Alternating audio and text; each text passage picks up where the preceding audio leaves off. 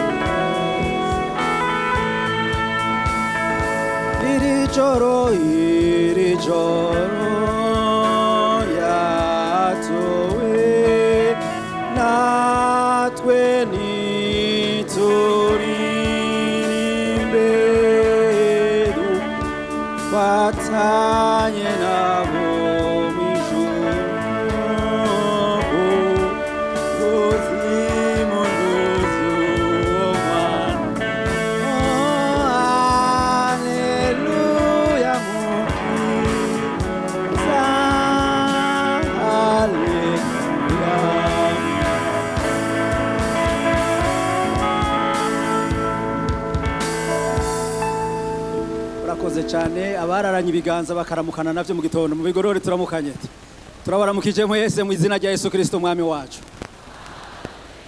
Imana irakoze, mbanje gushima Imana yo mwijuru yaduteguriye umunsi nk'uyu kuba turi hano. Yakoze, twari tuzi ko atari ku buntu bwayo ko twaba turi hano, none Imana yacu yo mwijuru iragahabwa icubahiro. Shibire n'abavyeyi bungere bangiriye ubuntu kugira ngo mbe ndi hano dusangire ijambo ry'Imana. Turanezerewe n'ikaze mwaduhaye kandi na twagomba kugira ngo tubahe n'intasho. Twaranezerewe kuko vyari mu mitima yacu, twarigeze gukubitira n'umufasoni kuja kuraba umwungere muri Canada. Turanezerwa kumubona, turanezerwa kubona abakozi b'Imana muri Canada, yaba Montreal, ari Montreal, yaba Ottawa, ba Pasteur Damascene, turanezerwa yaba Toronto aho twari mu ndwi heze. None abo bose baradutumanya intasho n'uyu muntu twubakanye. Mwakira intasho zabo bose mu izina rya Yesu Kristo. Hanyuma rero ndacakunda Yesu, biguma vyoroha.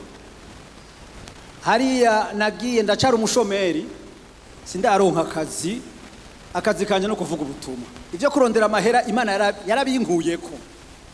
Aha naho amahera bayarondera barayafisa ariho.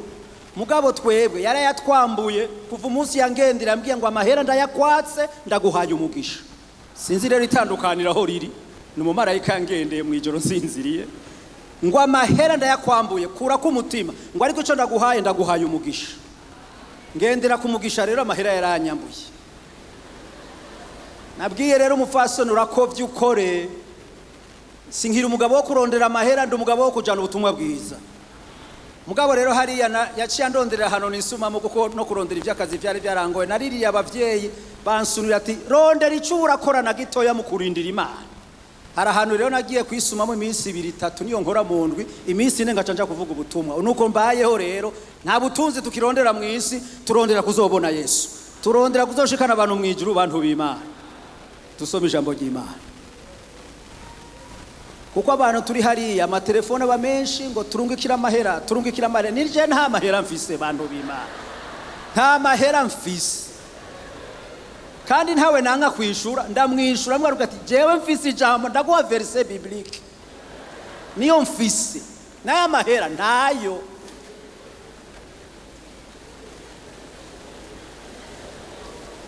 Ndabivuye ku mugaragaro kugira ngo ntihazagira umuntu tujya muntu n'umuntu mubi. Mwakoze kumpaga kanya ndabivugira nta mahera nigirira, nifitiye umurongo wa Bibiliya. Murakoze cyane. Ubutumwa bwiza bwa Yesu Kristo ko banditswe na Luka 2. Reka tuje muri Bibiliya. Ubutumwa bwiza bwa Yesu Kristo ko banditswe na Luka igice ca 2 ku murongo wa 10 ku murongo wa 8. Ndamanuka gushika murongo wa 14. Nta handi tuja tugomba tuvuga amajambo make kuko ni Noeli. Murazi butumwa bwiza umwe niwe bamubwiye ngo muhemu yandongoye kutavuga ivya Noeli. Oya, ubwo nugutura urutonde, turavuga ivya Noeli dukurikirane n'abaririmbyi kuko niyo munsi mukuru turimo. 2:8. Muri iyo ntara harabungere bararira mu gahinga, bararira umukuku w'intungwa zabo. Umumarayika w'umwami Imana ahagarara iruhande yabo, ubwiza bw'umwami bubakayanganira hirya no hino, baterwa n'ubwoba bwinshi. Umumarayika arababwira ati ntaco mutinya, umva ndababarira ubutumwa bwiza bumeze gute, kameze gute, kenshi kazoba ku bwoko bwanyu bwose. Uyu munsi umukiza bavukiye mu gisagara ca Dawidi, niwe Kristo mwa. Iki nico kimenyamenya canyu, murasanga umwana w'umuroya azingiriwe kw'impuzu y'uruyoya, ajyamitswe mu bwato bw'inka. Uwo mwanya hamwe n'uwo mumarayika haboneka ingabo nyinshi zo mu ijuru zihimbaza Imana ziti cyubahiro nikibe kumana ahasumba ijuru, no mwisi amahoro abe mu binezererwa. Imana yacu nihabwa icubahiro. Yesu nashimwe. Ndagomba tuvuganira ijambo uyu mumarayika yavuze canke aba bamarayika bavuze. Ndabafitiye ubutumwa bwiza bw'akanyamuneza kameze gute, kenshi. Naho uri kurarira, ubutumwa bwiza bw'akanyamuneza buza bwarasohotse. Naho waraye inzara, naho umupanga yakugoye, naho wabuze icuriha, hari ubutumwa bwiza bw'akanyamuneza kenshi bwarasohotse. Niryo jambo muhema mbwiye ndakubarire kandi ndababwire ubutumwa bwiza bujana n'akanyamuneza kweli. Ari umugabo umwe ejo bundi sinzi narahano ndiko ndasoma Bibiliya, numva muhemu yarambwiye ati muganirize umuntu umuhe ubutumwa bw'akanyamuneza. Yari umuntu aciriritse mutoya waha Munyakabiga.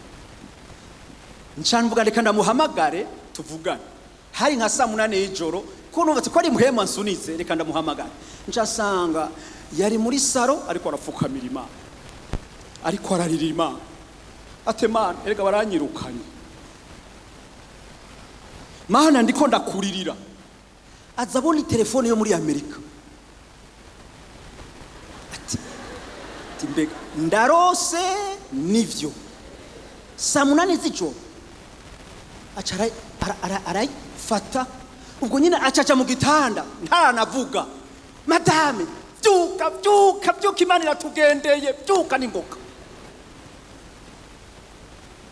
ndamubarira ivyo nagomba kumubarira ndamubarira n'iki Imana yantumye acahera ko avoja mu ndimi aravugisha ngo yaraye aravugishwa kuvugika mu gitondo kuko abwiye ubutumwa bwiza bw'akanyamuneza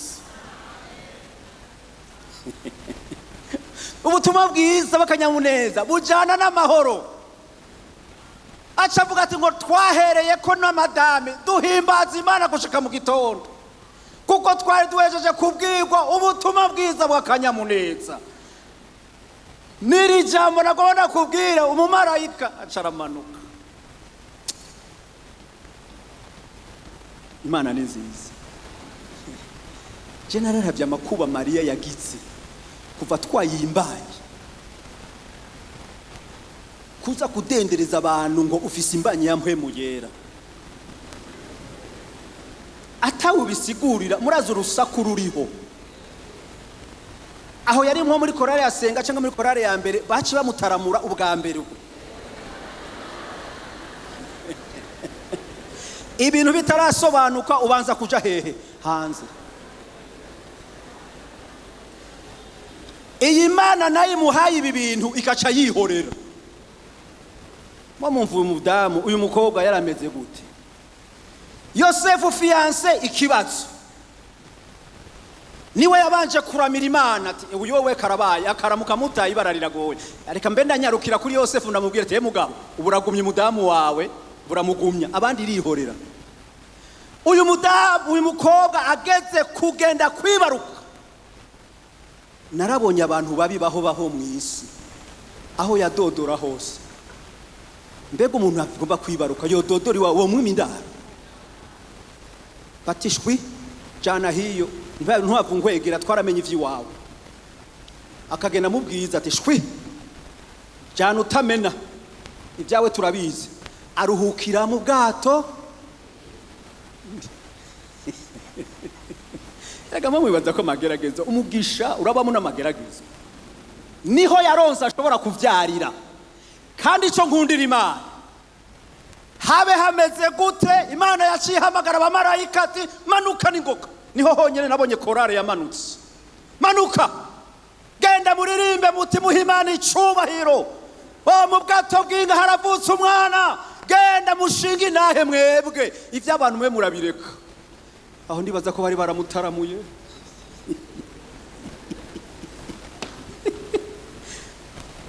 baramutaye asigari wenyene n'ababakunzi bo muri korale kera reka Imana igira abantu ibarira naho ubona uri mu bibazo vyawe ntiwibaze ko bose bazohishurirwa ivy'iwawe kiretse ab'Imana izogutumako reka guta umwanya w'injanagaza wehe ngo ntibakundana noshaka gukunda bigende baguterura hataragera rende urindire hagere ubone ingene bazoguterura kuko Imana yatumbereje iwawe umuntu ashaka ngo akundwe ngo bajya ntibakundana bajya abantu ntiberekwa bajya abantu ntibabonye ibibazo vyanje eka ntiharagera ko tubihishurirwa buraryako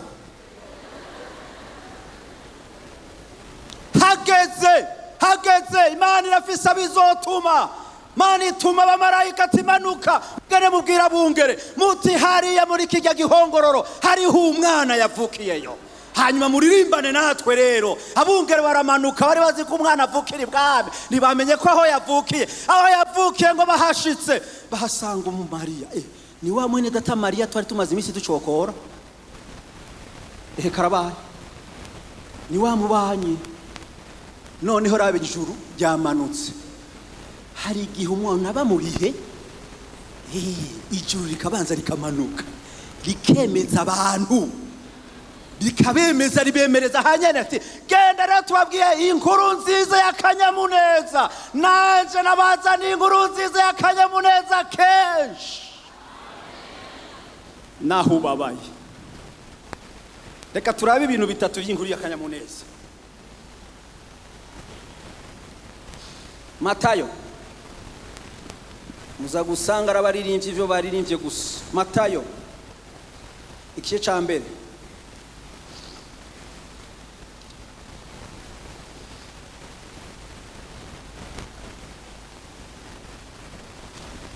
Matayo igice ca mbere ku murongo wa 14.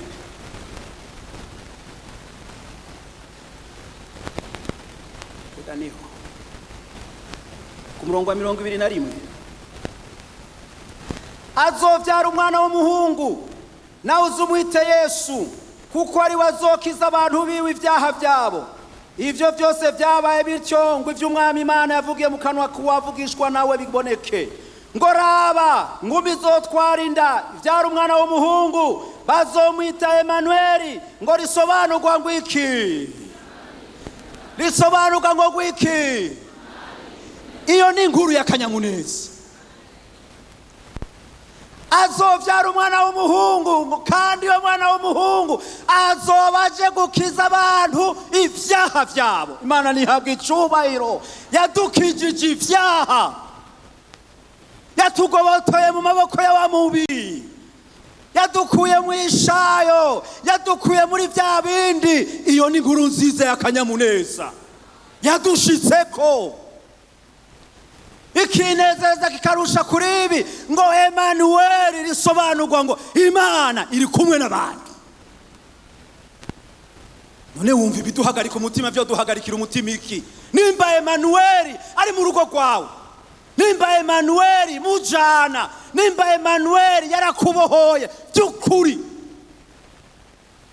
by'ukuri nimba twarabohowe, by'ukuri nimba Yesu yaratubohoye, Imana yacize ibama muri twebwe, iba muri twebwe, igendera muri twebwe. Si vya bindi yazangwa ikadoma ko kubavugishwa ngo ikaca yigira, uwavugishwa yeje kuvugishwa na mpemu akaca yigira, ariko yahisemwo kuturungikira Emanueli ngo abane natwe.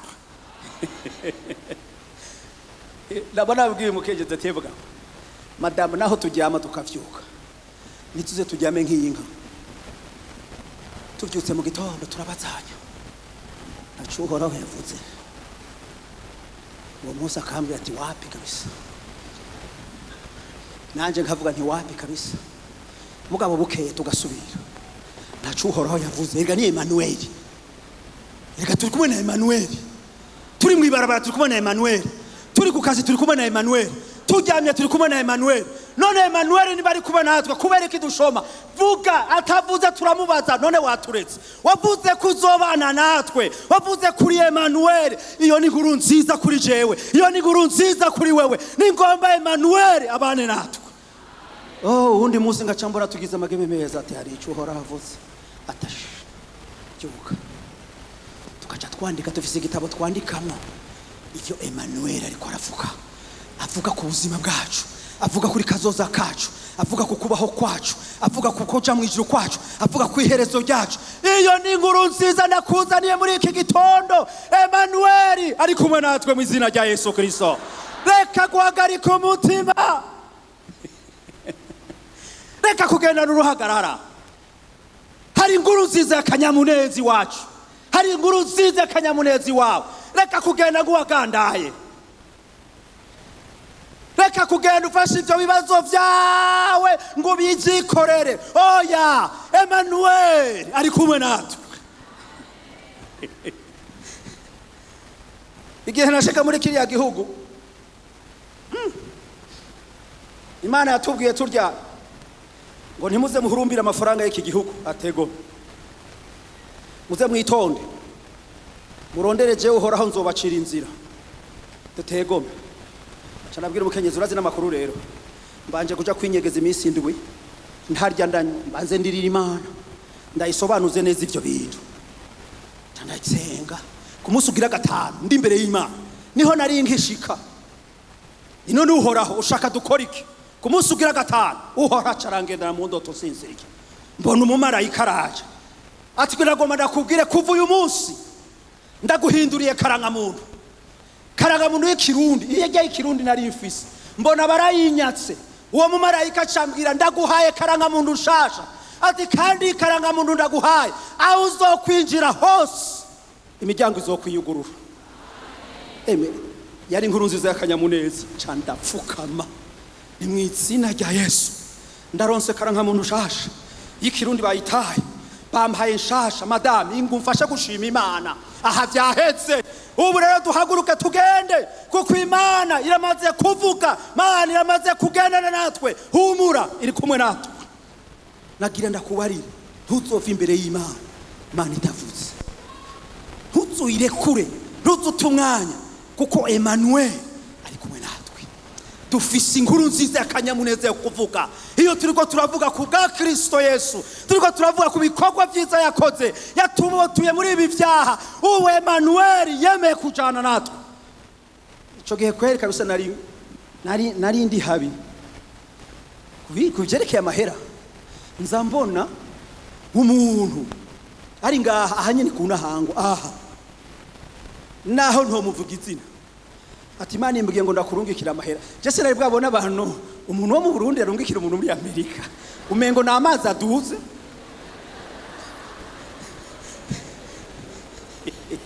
Amerika ati Imana imbariye ngo ndakurungikira amahera tegome aturungikira 2,200 y'amadolari ayo mahera ndayaraba nza mbona undi agira kabiri ati Imana yatubariye ngo tukurungikira amahera ahanyene mu Burundi ga aturungikira 1,600 c'amadolari twaharuye mu mafaranga baturungikiye ngiri muri ako gahinga 7,000 y'amadolari avuye hehe mu Burundi ni nko kugemurira umwami uri umunyagihugu ntaho Imana idashobora kugira igikorwa igukorera ntaho Imana idashobora kukugirira neza ariko reka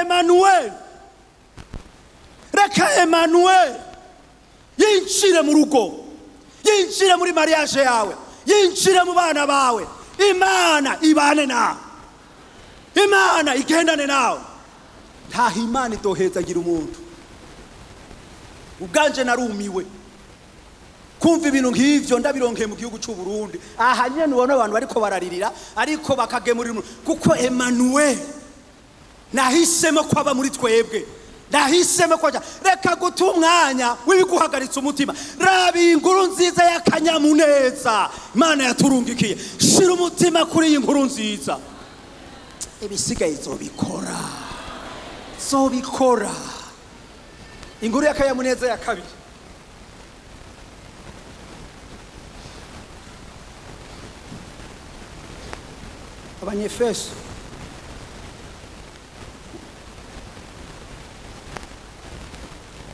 Abanyefeso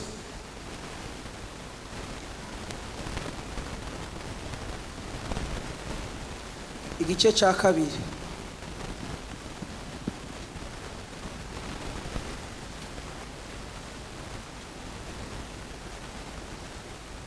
Abanyefeso igice cya kabiri umurongo wa 14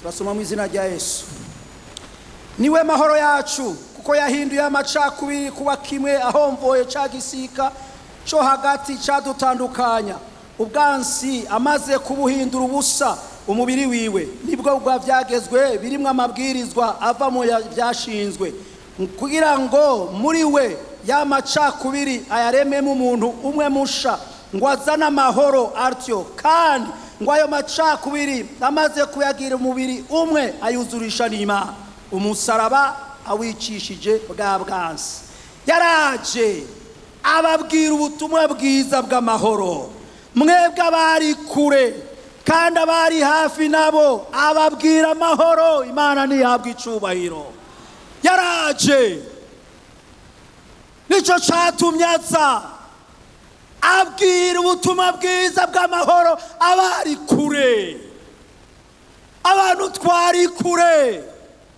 atubwira ivy'amahoro twari kwintambi twari twaraciriwe gupfa twari twaracira urubanza ivyagezwe byari byaraducira urubanza twari twaratandukanye n'Imana nta Mana twari dufise ariko ubutumwa bwiza bw'akanyamuneza ngo buradushikako abari kure abigiza hafi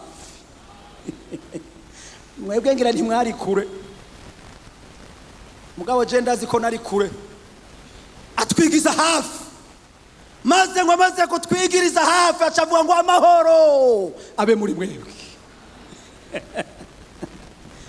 nibwo butumwa bwiza bw'akanyamuneza abantu twari kure abantu twari twaraciriwe urubanza abantu tutari dufise Imana ngo ariko Yesu icamuzanye icatumye avuka kwari kugira ngo abari kure atwigize hafi yayo. Sinzi kuri hafi yayo, sinzi ahantu uri, ariko conzi ubutumwa bwiza bw'amahoro bwanshitseko bw'akanyamuneza. Narabubwiye nabo muhira, muze mwame munezerewe, bana banje munezerwe, muryango munezerwe, kuko ubutumwa bwiza bw'akanyamuneza bwaradushitseko. Ntaco tuma tugandara, ntaco tuma tugandara, ntaco tuma duhagarika umutima. Tukiri mwisi, ubutumwa bwiza bw'akanyamuneza bwaradushitseko. Nama nabwiye abantu kuko ijambo ry'umusaraba ritadutera isoni. Ahantu hose ndi, naho noba nagiye kwisumamo gukaza ikintu ca mbere mvuga tutazinanye, ndi umukristo narakijijwe. Ni kandi ngira ndakubwire Yesu muzima. Ubwo n'ubutumwa bwiza bw'Imana yakamyenza mfise ngo ndabuhe. Kukazi bakamenya ati njya ni pastor. Nukategwa isoni kukazi. Urazi gituma isazi zikuzako, urazi gituma umunyavyaha gukinako, nuko byaguteye isoni bwo gutanga uyu butumwa bwiza bw'akanyamuneza twarose. Abanyamerika bakandara, nagoma ndababwiye, abantu baribesha ngo murafise amahera, mugabo muyariye nabi, muyajya mubabaye, muyajya murushe, ariko nagoma ndakuzana ubutumwa bwiza bw'akanyamuneza. Yesu Kristo ni mwana w'Imana, Yesu aragukunda, bagaca bakanguka. Urazi ko ivyo bintera gateka ko kubaho. Urazi ni wavuga Yesu ngene wubaho, abantu basigara bavuga ati ni mukizwa, kandi mujya n'abafise imitwari baremereye baca bamenya wo batumbera. Atujya umuntu atubwira ivya Yesu kandi ameze kurya, reka tumutumbere. Baca bakuzanira imitwaro kandi utari pastor. Urazi kubera iki? Kuko watanze ubutumwa bwiza bw'akanyamuneza. Ushitse ku kazi, serura identite yawe. Behajya usengera he ati rimwe na rimwe nja kuna hangwa kandi uri umuririmbyi.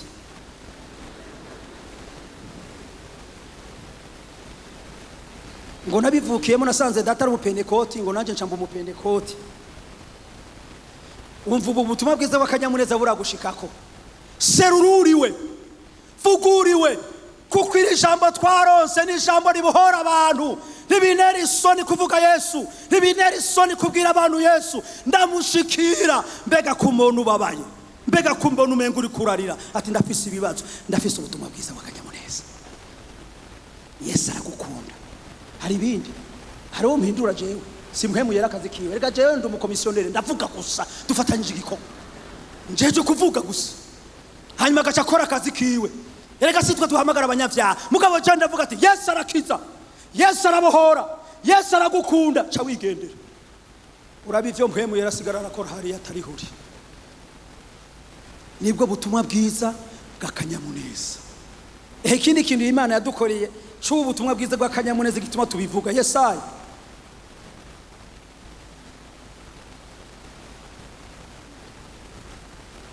Yesaya 9 gituma ari ubutumwa bwiza bw'akanyamuneza.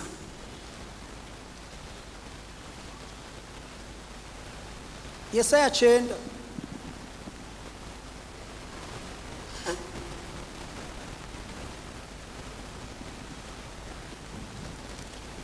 Yesaya 9 kuri 6. Kuko umwana tuvukiye, duhawe umwana w'umuhungu, ubutware buzoba ku bitugu vyiwe, azokwitwa igitangaza, umujenama, Imana y'ubushobozi, data wa twese ahoraho, umukama w'amahoro. Imana nihabwa icubahiro, Imana nishimwe.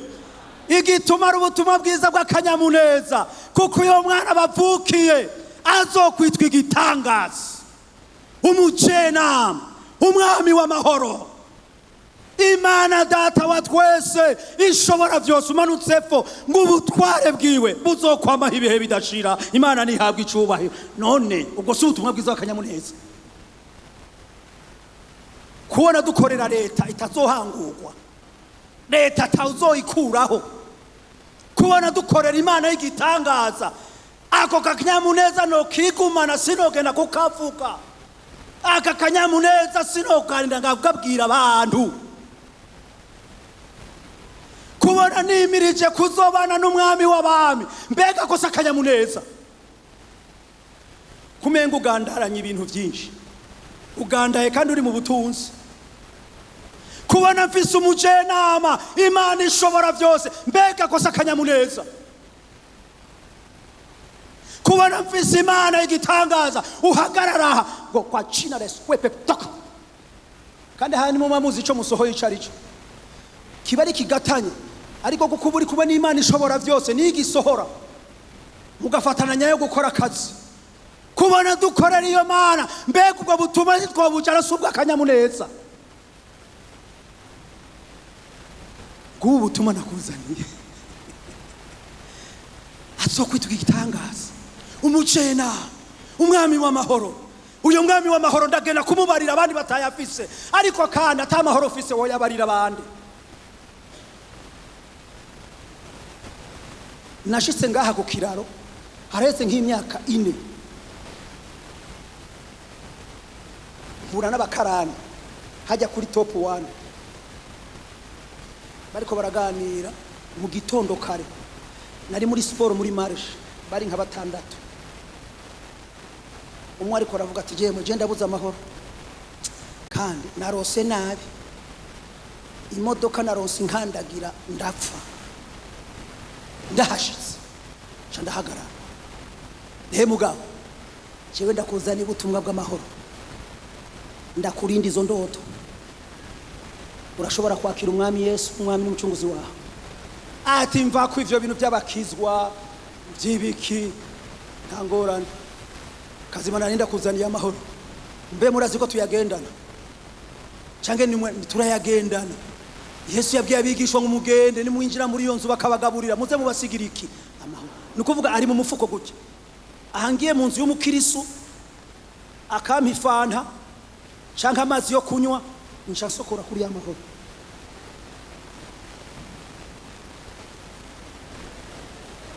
Nagendeye umukirisu mugahahe, nshitsi we n'umuririmbyi aratangura inkuru ndi kumwe n'abari mu 3, arakokeza inkuru duhejeje.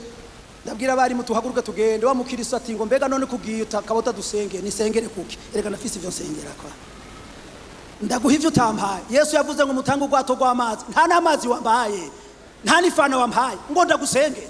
Ndabwira abari bati haguruka tugendesha. Erega hari gihe mwibaza ko ari ibintu vya mwensheri.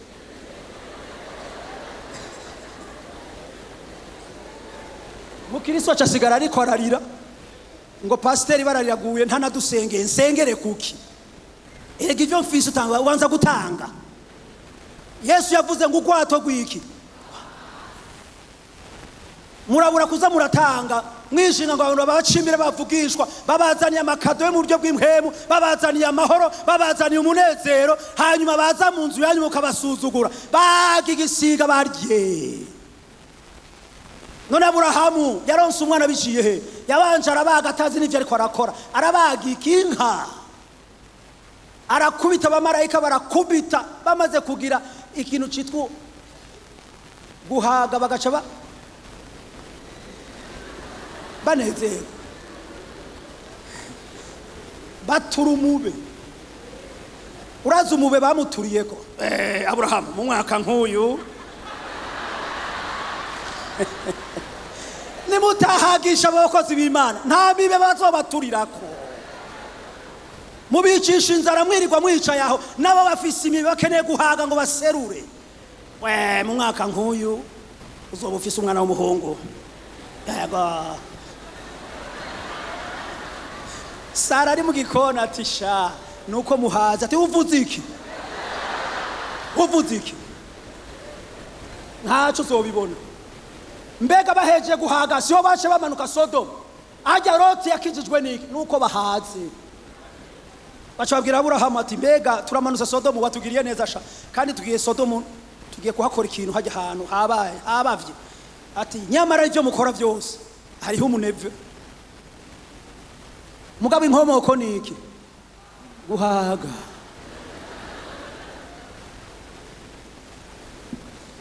igasuko twenze nimutagendera Bibiliya muzopfa mugogo kuko nabwiye abantu ni mbega hagati ya Eliya n'umupfakazi Imana yabwiye Eliya ngo ati ngogenda kumupfakazi mbega hagati ya Eliya n'umupfakazi ninde yagaburiye uwundi